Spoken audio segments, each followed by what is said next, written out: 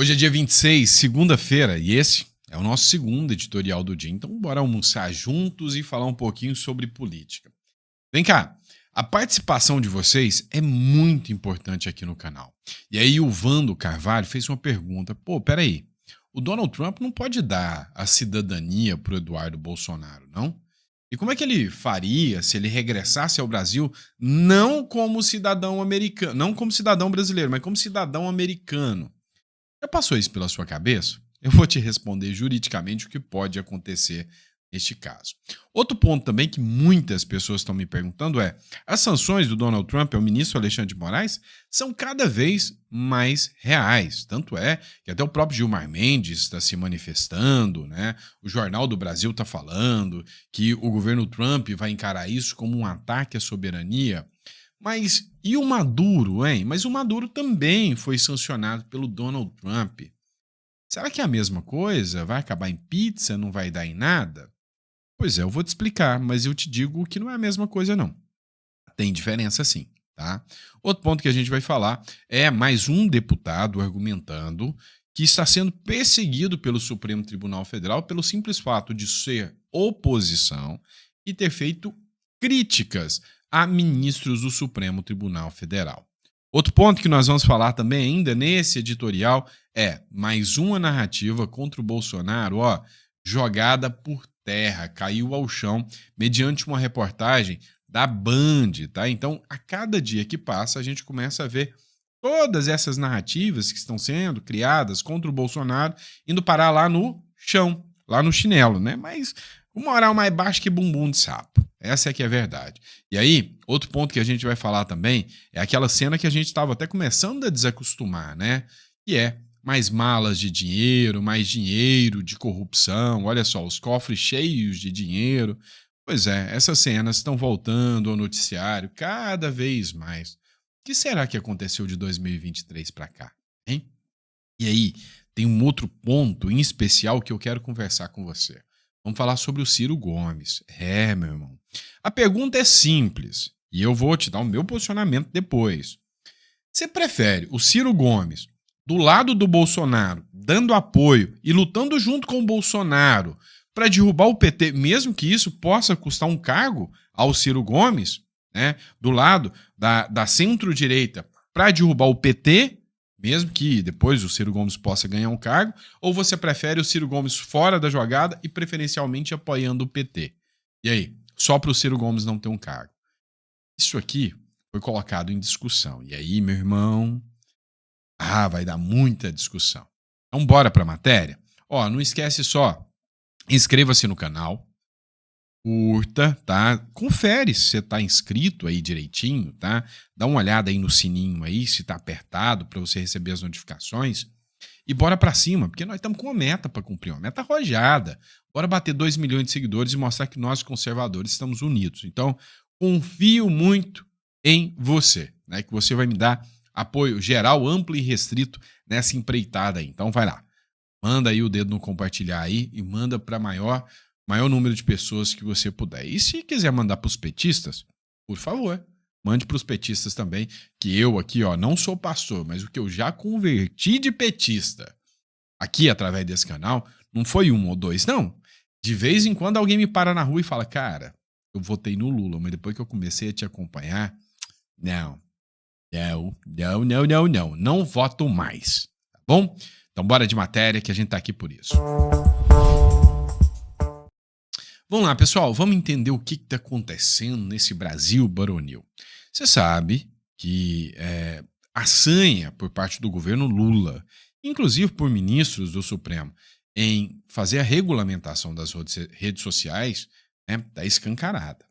Ontem, a revista Oeste publicou essa matéria. Gilmar Mendes defende o controle estatal sobre redes sociais em meio à pressão internacional. Declarações ocorrem enquanto o governo dos Estados Unidos avalia sanções contra o ministro Alexandre de Moraes por censura políticos, jornalistas e ativistas brasileiros. Pois é, o Vinícius Carrion escreveu o seguinte: isso é competência do Congresso Nacional, de mais ninguém. E com toda certeza, isso não é, nunca foi e nem será atribuição do Judiciário regular o que você tem ou não que falar. A grande verdade é que eu preciso explicar para vocês que essa narrativa de que, nossa, nós precisamos regulamentar as redes sociais porque nós precisamos pensar nos brasileiros, como diz a Janja, nos cidadãos brasileiros, isso é uma piada. Isso é uma piada. Por quê? Porque eles não estão nem aí pro brasileiro. Eles só estão com medo porque o brasileiro tem conexão com o discurso da direita. O brasileiro não gosta quando o assaltante vai lá e mata um pai de família que estava trabalhando. O brasileiro gostou quando o Tarcísio tirou a Cracolândia e detestou o vídeo dos esquerdistas lá do PSOL pedindo a volta da Cracolândia. O brasileiro quer endurecimento de penas. E aí ele vê a matéria dos petistas pedindo aulas de jiu-jitsu para os presos. Para quê? Para bater no cidadão de bem. Então, a verdade é que essa galera que está no sistema, que controla o poder, querem controlar o discurso também. E o problema é que o discurso saiu das mãos deles. Hoje, um vídeo de qualquer pessoa aí fazendo uma crítica à esquerda viraliza. Enquanto que nem o Lula consegue falar com mais ninguém. As lives do Lula, aquela coisa pífia, vergonhosa, não chegava a 3 mil seguidores. Né? Não chegava a 3 mil pessoas assistindo ao vivo. Enquanto que o Bolsonaro, qualquer canal que ele pisa, é de 100 mil para frente. Deu para perceber a diferença? Ou seja, o discurso da esquerda está caindo como castelos de areia. E é por isso que vem um cara da Suprema Corte que está querendo servir de alicerce contra o governo, atuando politicamente, o que é a grande crítica hoje contra o STF. E aí, meu irmão, fica escancarado. Os caras não têm competência para isso, não é papel deles. Né? Deixa o Brasil com as instituições funcionando, sem atropelos. Vamos defender a democracia de verdade e não nessa narrativa de balela aí, e não nessa narrativa de democracia relativa. Bora fazer a coisa do jeito que tem que ser, fica mais bonito. E não para por aí, né? A vontade desses caras aqui de criar atrito no Brasil é gigantesca. Olha só essa matéria do Jornal do Brasil, de segunda-feira, dia 26 de maio de 2025. Repita, 2025. Logo, logo nós estamos em 2026, tá? E aí o que acontece? Ataque à soberania. Como o governo Lula deve reagir a possíveis sanções de Trump a Moraes. O secretário de Trump, o Marco Rubio, confirmou ao deputado Corey Mills, que se reuniu com Eduardo Bolsonaro, que os Estados Unidos podem sancionar o ministro Alexandre de Moraes. Ou seja, as sanções virão. O Eduardo Bolsonaro fez uma publicação e nesta publicação ele chegou a falar que, no máximo em 1 ou 2 semanas, as sanções já estão chegando, né, com porta-aviões no Lago Paranoá. Né? A grande verdade é que as sanções acontecerão. E a dúvida que muita gente tem é: essas sanções serão efetivas? E o Maduro, hein? Fala pra mim. O Maduro, né? Maduro, que pra mim não é Maduro, é podre, né? O Maduro, ele também está sendo sancionado pelos Estados Unidos. Mas e aí? Não acontece nada. Pois é, eu vou explicar um pouquinho sobre isso com vocês. Inclusive, né, antes de entrar nessa pauta, o Eduardo Bolsonaro mandou uma resposta sobre aquele argumento, né, de que o Eduardo Bolsonaro pode ser preso por estar violando a soberania. Essa narrativa, né, de alguns advogados de esquerda não está se sustentando muito, não. Olha a resposta do Eduardo Bolsonaro, que foi direcionada aí a esses advogados do grupo Prerrogativas e outros advogados, ao Kaká, né? Não sei se ele é desse grupo, mas olha só, o que o Eduardo Bolsonaro falou sobre isso. Há sim uma ofensa à soberania nacional, há uma interferência no Supremo Tribunal Federal, um país independente como o Brasil, ter uma interferência de um país autoritário, com cunho fascista, que é o governo Trump. Eu queria saber onde é que estava o Kaká com essa opinião tão nobre, falando em soberania, quando o ministro Barroso, dizendo que quando presidiu o TSE, solicitou interferência dos Estados Unidos no Brasil. Eu queria saber onde é que estava o Kaká quando Alexandre de Moraes estava expedindo ordens de prisão contra cidadãos americanos com base em tweets que eles deram dentro do território americano. Onde é que estava o Kaká quando Alexandre de Moraes chutava para fora do Brasil o X, uma empresa norte-americana, sem seguir o devido processo legal ou respeitar o marco civil da internet, inclusive congelando contas da Starlink, empresa que não estava dentro do conflito com o X. Onde é que estava ele quando Jason Miller foi detido 3 horas, pelo menos, no aeroporto de Brasília por conta de um discurso que ele deu amando, o Moraes mandou as seus policiais federais a detê-lo no aeroporto. Então os abusos são numerosos, muito maiores do que esses. E agora chegou a hora do Alexandre de Moraes, cada vez mais perto, de prestar satisfação, prestar conta dos seus abusos, que se no Brasil ele manda, nos Estados Unidos ele não tem qualquer ingerência. Não se trata de soberania nacional, trata-se de direitos humanos e jurisdição. Não pode Alexandre de Moraes achar que os Estados Unidos é quintal do STF. E aqui, assim, eu tenho uma crítica, com todo respeito ao jurista Kakai, que é um jurista muito conhecido, e também aos juristas de direita também, A partir do momento que os argumentos passam a ser, é um ataque fascista, ou você é só um comunista, o direito não está sendo debatido.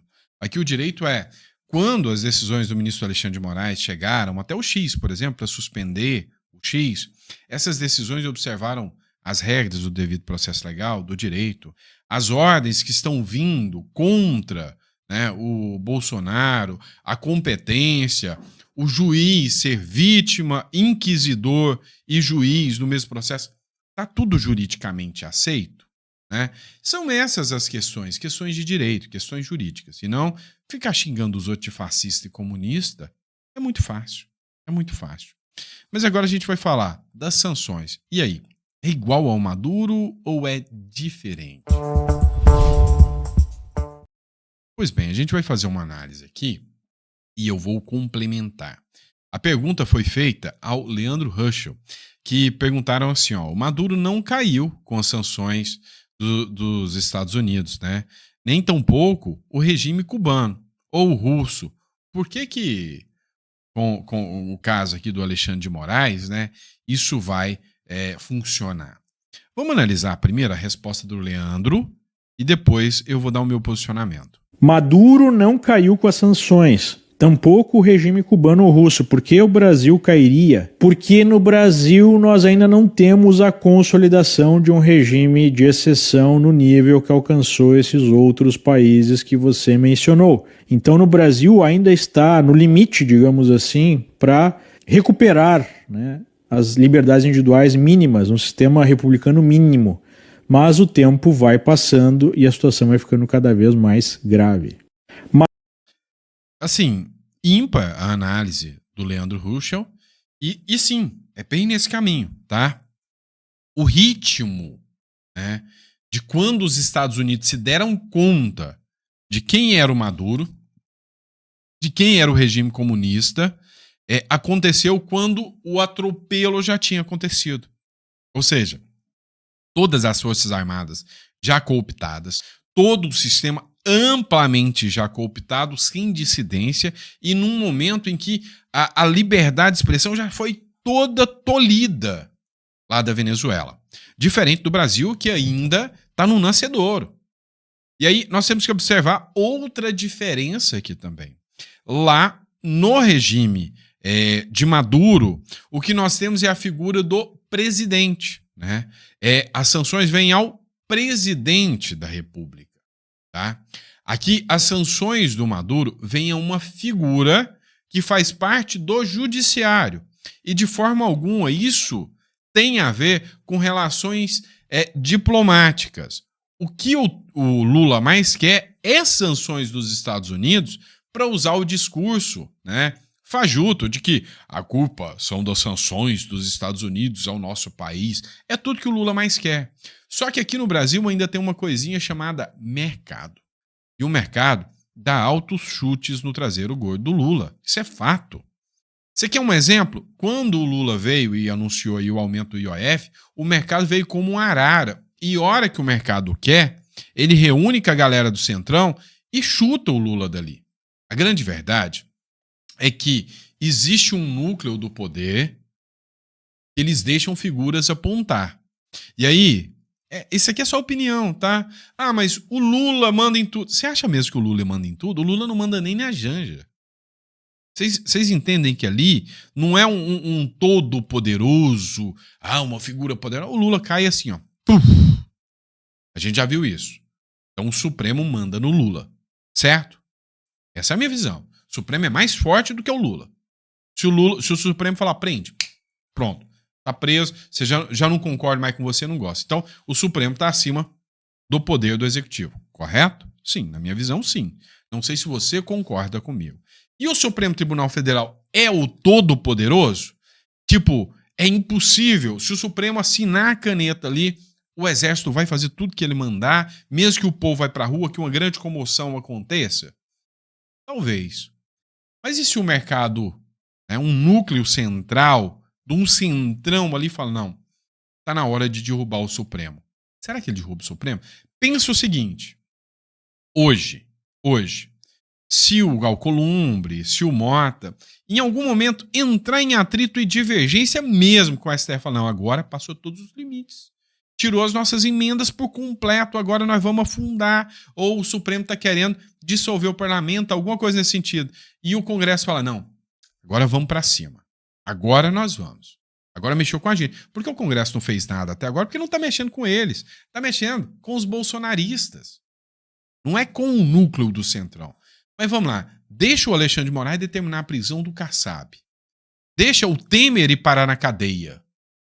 Deixa esse núcleo duro da política ser atingido. É o que aconteceu com o Aldo Rebelo agora. O Aldo Rebelo gerou incômodo. A galera do Centrão falou, opa, peraí, Alexandre, você tá extrapolando. Por quê? Porque mexeu com o Aldo Rebelo. Aí com o Bolsonaro, dane-se o Bolsonaro. Mas e agora? Pegou o Aldo Rebelo. O Kassab já entrou na mira. A hora que esse núcleo falar, não, agora a gente vai pra cima, nesse momento de agora, ainda é possível. Agora, daqui a pouco, daqui 2, 3 anos, aí eu já não sei. Então, a visão de diferente é que aqui não é contra o presidente, igual lá na Venezuela, o todo-poderoso é o presidente. E o Diosdado Cabello, que é o comandante-chefe, mor, que é unha e carne, né, com o Maduro, uma espécie de vice-presidente. Aqui ainda há uma dissonância, tá? Tamo junto, porque tamo junto agora. Mas que o Lula é unha e carne com o STF, não é não. O Lula nunca engoliu que foi o STF que mandou ele pra cadeia. E a gente sabe que esses atritos podem acontecer e aqui ainda tem um mercado. Então, a diferença é, se as sanções chegarem ao Alexandre de Moraes, pode fazer com que o STF mude o seu posicionamento, pise no freio para não ser sancionado, porque o mercado pode ir para cima, o centrão eu digo junto com o mercado, pode ir para cima? Sim. Sim, é fato. Tá? Então, Brasil é diferente, tá? Brasil é diferente, sim. Essa é a minha visão. Vamos lá, pessoal. Outra pergunta que chegou até a mim, vamos lá, vamos analisar isso aqui. Isso aqui é importante, isso aqui é bom, tá? O Vando Carvalho, ele escreveu o seguinte, bom dia, Sandro, há 56 segundos atrás que ele escreveu, bom dia, Sandro, surge um pensamento, e se os Estados Unidos der a cidadania americana ao Eduardo Bolsonaro, antes dele retornar ao Brasil, me veio em mente esse pensamento, e aí, rapaz, você já parou para pensar nisso? Pode o Trump dar a cidadania americana para o Eduardo Bolsonaro? Será que isso pode acontecer? Claro que pode. No contexto político atual, isso é passível de acontecer sem problema algum. Por quê? Porque existem 3 formas de aquisição da cidadania americana.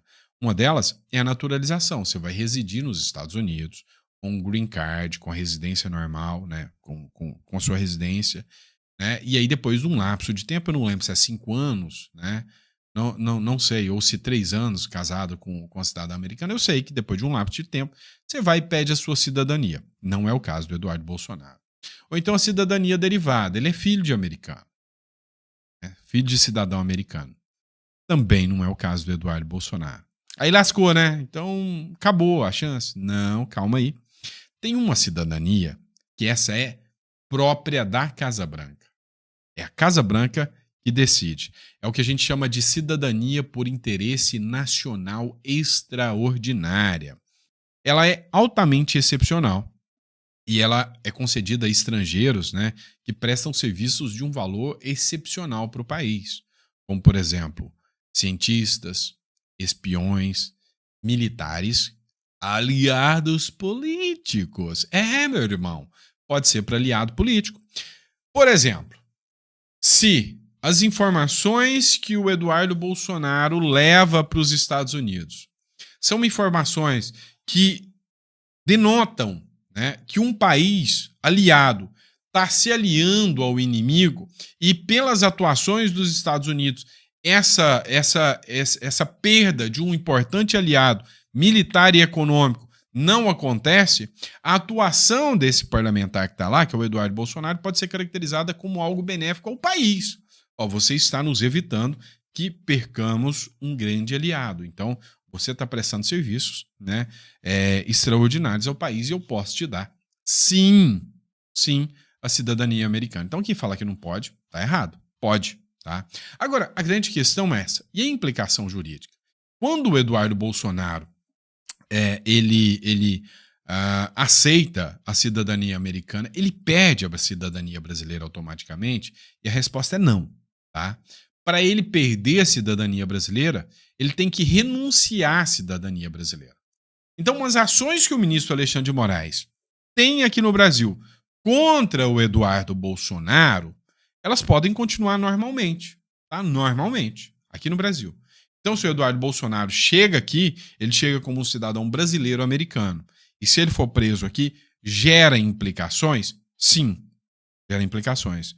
Mas os Estados Unidos podem solicitar a extradição de volta do Eduardo Bolsonaro para lá? Não, porque o Eduardo Bolsonaro ainda é brasileiro nato. Tá? E essa condição de brasileiro nato, de nascido no Brasil, não se esvainece. Tá? Não se esvainece.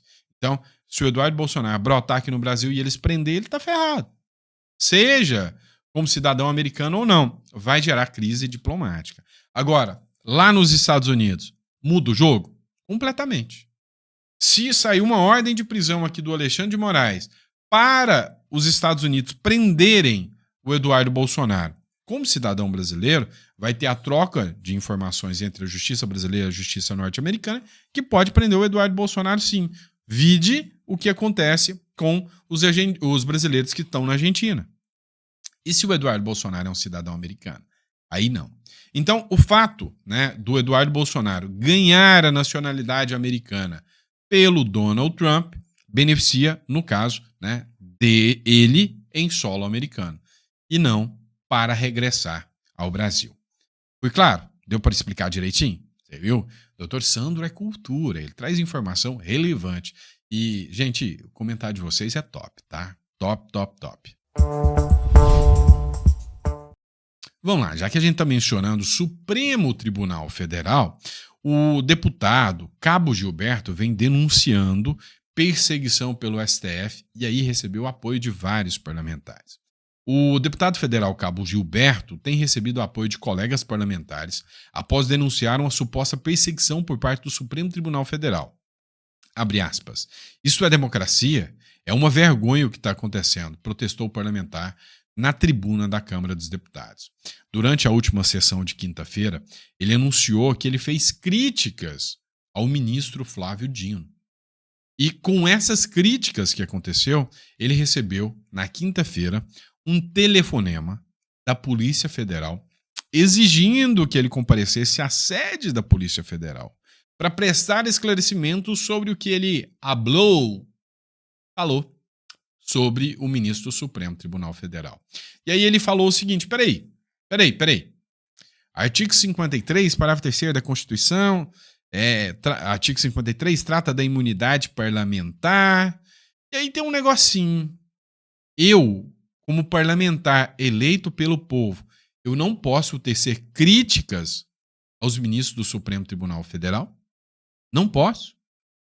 Peraí, mas quer dizer que se eu tecer críticas a ministros do Supremo Tribunal Federal, eu serei, né, indiciado pela Polícia Federal e posso ser processado criminalmente.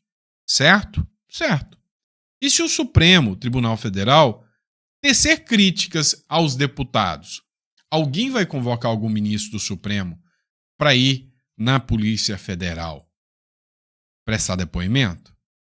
Eu fiquei na dúvida. Será que vai? Coloca no comentário para mim. Pois é, pessoal. Parou por aí? Não parou, não. O Brasil ainda continua, né, com as loucuras dele.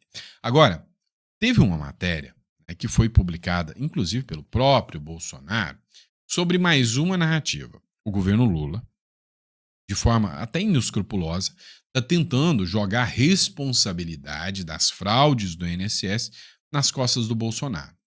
Sabe aquela agência de checagem aos fatos? Ela disse que o Lula desinformou. Ela não falou que ele mentiu. Desinformou. Ao dizer que começaram as fraudes do INSS em 2019. A gestão do Bozo. Olha só que Bozo malvadão. Ele que começou com as fraudes do INSS. Arrebentou no governo Lula, subiu no governo Lula. O Bolsonaro chegou a colocar medidas para tentar barrar isso, mas foi o Bozo malvadão. Até hoje eles ainda acham um jeitinho de colocar as culpas nos rombos que estão acontecendo no Bolsonaro, né? Mas o que acontece? Hoje, um jornal, a Band, derrubou mais uma das narrativas. A gente viu a narrativa das joias, dos imóveis, da baleia, das emas. Mas foi um monte de narrativa. Caiu um por um, tentativa de emplacar a corrupção no governo Bolsonaro. Até hoje nada. Vem cá. Tem gente, tem um sujeito aí do MBL que fica: Bolsonaro é quadrilheiro, corrupto, ladrão. Ô, fi, você acha que alguém ainda confia nesse discurso seu? Porque cá entre nós, se realmente existisse alguma coisa que seja de rachadinha de Bolsonaro lá atrás, igual o Arthur Duval, o Kim Kataguiri fica falando, se existisse, você acha que o STF e o sistema não tinham pego isso? Você acha que eles não tinham usado isso? Aí agora a última, né? Vocês estão sustentando a narrativa que as fraudes do INSS foram no governo Bolsonaro igual a galera da esquerda, né? Olha isso aqui. O Jornal da Band teve acesso com exclusividade a documentos que revelam fraudes no INSS podem ter começado há quase 20 anos. E esses documentos mostram também uma manobra. Veja o que conseguiu uma das associações investigadas no escândalo. Numa só tacada, a liberação de mais de 30 mil descontos em benefícios de aposentados e pensionistas. O documento obtido pela Band é de 2 de outubro de 2023 e foi enviado para o então presidente do INSS, Alessandro Stefanuto. Nele, a Confederação Nacional dos Trabalhadores Rurais, Agricultores e Agricultoras Familiares, a CONTAG, diz que o INSS não vinha disponibilizando meios adequados para o desbloqueio de descontos automáticos nas plataformas digitais e pediu a liberação do que a CONTAG descreveu como autorizações de descontos represadas, mais de 32 mil de uma vez só. A CONTAG ainda cobra o INSS, dizendo que fica na expectativa de que o serviço de desbloqueio esteja em breve funcionando de forma regular. Segundo os investigadores, esse documento foi um possível jogo de cena para passar um ar de legalidade ao esquema fraudulento. Fontes ligadas à Polícia Federal afirmam que, depois do pedido, o INSS liberou as mais de 30 mil autorizações de descontos. Só no ano de 2023, a CONTAG descontou de aposentadorias e pensões mais de 420 milhões de reais. A associação ocupa uma cadeira no Conselho de Desenvolvimento Econômico Social Sustentável do governo, do governo Lula. Conselhão. Outro documento mostra que o esquema de roubo dos aposentados pode ter começado bem antes do que se imagina. A CGU tem levantamentos desde 2016, mas esse laudo pericial da Polícia Civil de Pernambuco aponta uma fraude de 2006. O Jornal da Band 2006. Ora. Primeiro 2016, depois 2006. 2016 já é confirmado. Agora a investigação vai no sentido que seria em 2006.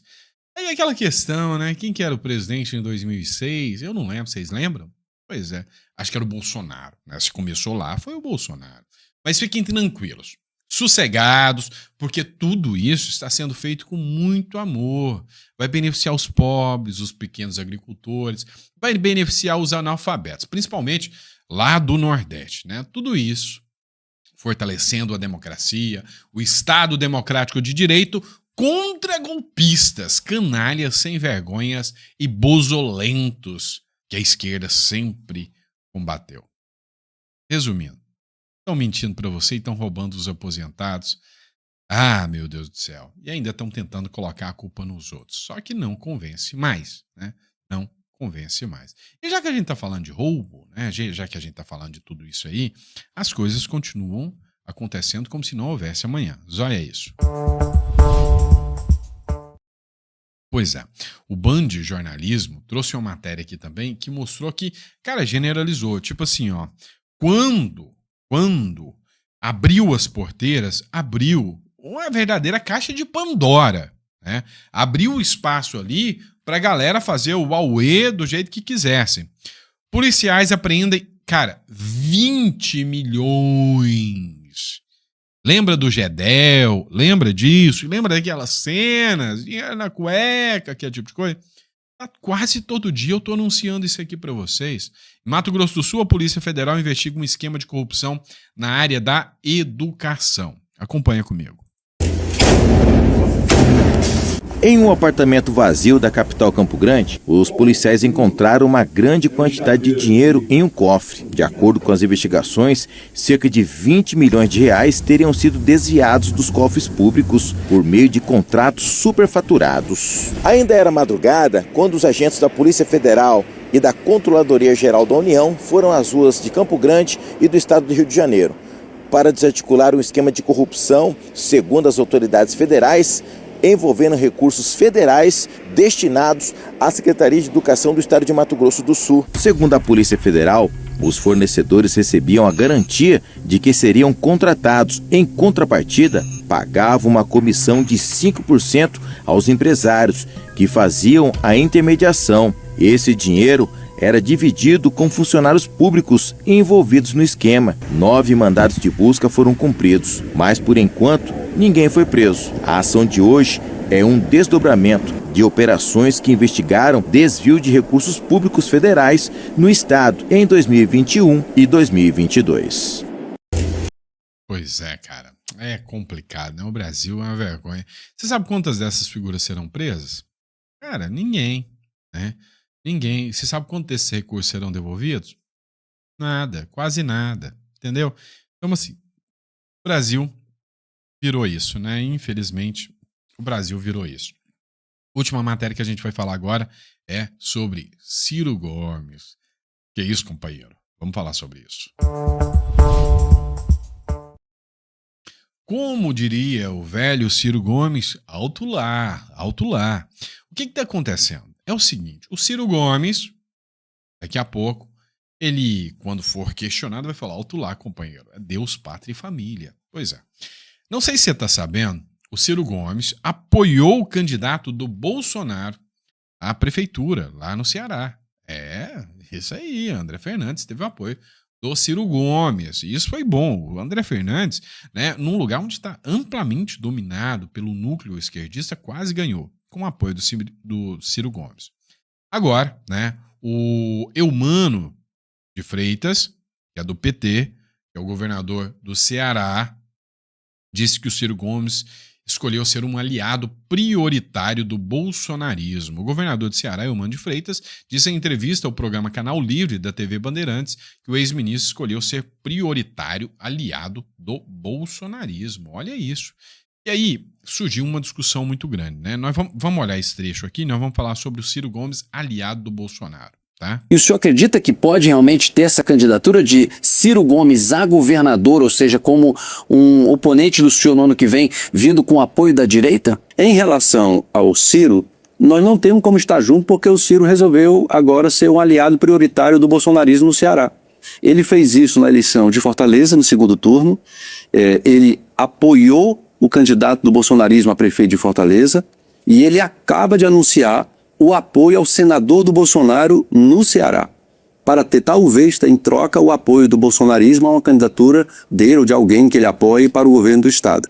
Eu lamento muito, porque eu acho que a trajetória do Ciro não merecia ter nessa trajetória alguém que passa a ser aliado prioritário do bolsonarismo, eles sabendo que são pessoas que lutaram contra a vacina, que fizeram carreata em Fortaleza contra a vacina, que fizeram todo um trabalho no estado do Ceará, contra várias pautas que nós achamos importantes na educação do Ceará, no desenvolvimento do Estado, mas eu penso que se ele vai tomar decisão no futuro, aí cabe a ele a decisão que vai tomar, se é candidato a governador, se vai ser candidato a presidente. O meu foco nesse momento, de verdade, é continuar trabalhando muito e deixar para discutir a eleição lá no período eleitoral, porque é aí que eu vou ser julgado se eu entreguei ou não aquilo que eu me comprometi. Pois é, a gente já viu essas narrativas, né, que já não convencem tanto hoje mais, né? Tanto é que faltou vacina para dengue, ninguém fala isso, faltou um monte de coisa, né? Mostrando que o discurso petista é um discurso furado. Eu coloquei aqui a matéria, né? Porque eu tava olhando alguns comentários, né? Ó, o Eli, adestrador, escreveu aqui, ó, o Ciro acordou, petista não dá não. Ó, eu apoio o Ciro, o PT estragou o Ceará. Quem se aliar ao PT vai ser derrotado. PT sendo PT. Isso aqui é a Band, tá? Ó, Ciro foi para o lugar certo. Você tá com medo de perder, isso sim. Cara, Ciro tá certo. Cara, vi uma entrevista do Ciro Gomes com o Serjão do Space Today. O cara é muito inteligente, seria uma troca justa para os cearenses. Meu irmão, o Ciro é um cara muito inteligente. Só que ele tá na visão equivocada, ele tava do lado esquerdo. E aí, eu vou ser sincero com vocês. Eu tô vendo Aldo Rebelo vindo pro lado do Bolsonaro. Eu tô vendo Ciro Gomes vindo pro lado do Bolsonaro. A derrota da esquerda em 2026, ela já tá anunciada e já tá prevista. E aí, se você observar, o Tarcísio de Freitas nunca foi um cara de direita. Ele abraçou essa bandeira depois que ele virou ministro do Bolsonaro. Um monte de figuras aí. Valdemar da Costa Neto. Ah, pelo amor de Deus. O cara tava aí nos escândalos aí, mas depois que entra, né, no esteio da direita, esse cara sabe, não, é melhor eu me manter aqui no poder, mas sabendo que eu vou ser fiscalizado porque o eleitor bolsonarista foca em mim, aí não vai ter mensalão, petrolão, mas ele foca em mim, do que eu ficar nessa bobeira aí e me aliar ao lado errado. O discurso lulopetista acabou. Ninguém mais, né, abraça esse discurso aí, tá bom? E é isso, gente. Desculpa ter passado aí um pouquinho do vídeo nessa hora do almoço, mas responde pra eu, responde pra mim, pra nós. E aí, o que você acha? O Ciro tá certo? Você, vamos dizer, agora o Ceará vai ser o Brasil inteiro é o Ceará. Você prefere o Ciro Gomes apoiando o Bolsonaro, usando a força dele, e num possível candidatura, ele ser o candidato apoiado pelo Bolsonaro, ou você prefere deixar o Ciro de lado, igual o Aldo Rebelo, e, tipo assim, impedir que o Bolsonaro faça alianças? Qual que é a sua visão? Eu, particularmente, acho bom demais o Ciro vir à luz. Parece até aquelas cenas de meme assim, ó, viu a luz, viu a luz, né?